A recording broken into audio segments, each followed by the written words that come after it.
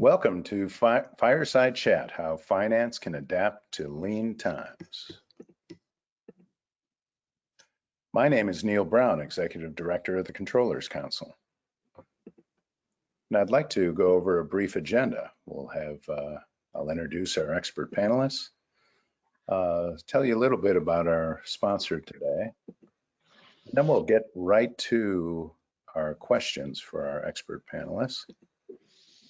And then have Q&A for you, the audience. So before we get started, I'd like to cover a few housekeeping items. As mentioned, Q&A attendees, please submit your questions via the GoToWebinar control panel, and we'll get to as many as possible in the hour.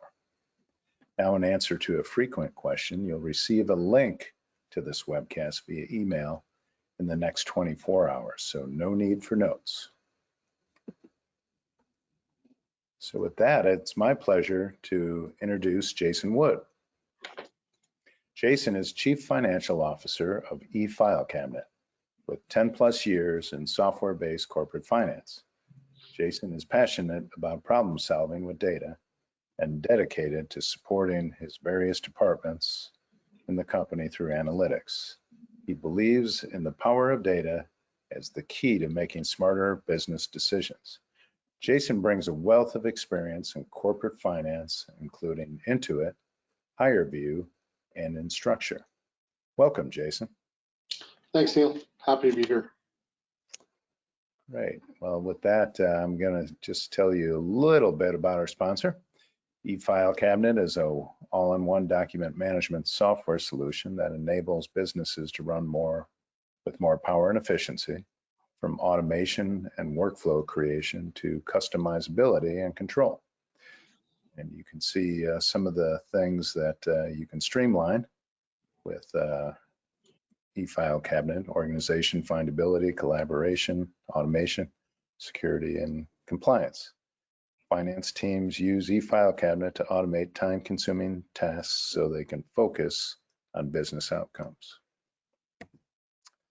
So with that, I'd like to get right to our panelists' questions.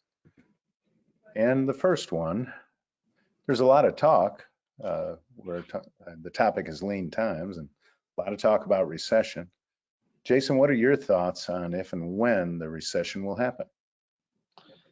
Sure. I think that, when and if a recession will happen, that's, I don't have a crystal ball, so I can't tell you the exact time or place that that's going to happen. But I think that in finance, one of the things that we always need to be aware of for our company is, who do we sell to, right? Like how are we impacted by macroeconomic conditions, either, from a selling standpoint or renewal standpoint. Right now there's a lot of pressure on industries or companies that are heavily relying on capital markets.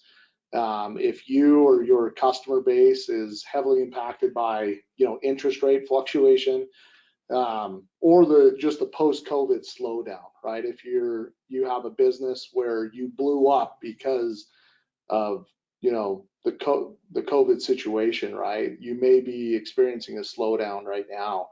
And so I think there's obviously a lot more, variables that come into play. But if you're a business that is impacted by those three things today, then you're probably feeling some tightness for sure right now. And it looks like that's going to continue on at least for the near future. Well, that you pointed out a couple of things about pandemic. Some organizations did well in the pandemic. What's your perspective on post-pandemic slowing versus the recession? I think that, again, the companies that experienced a blow up during that time, it's hard to sustain that in the current condition, right? Like it's not necessarily something that can continue at the rate that it was at.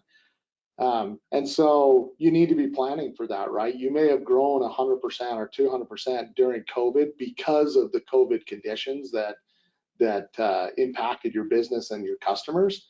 And you just need to be aware that, there might not be a replacement for that kind of growth if the growth was due to that, right? And so as businesses come out of that, there's going to be some slowdown.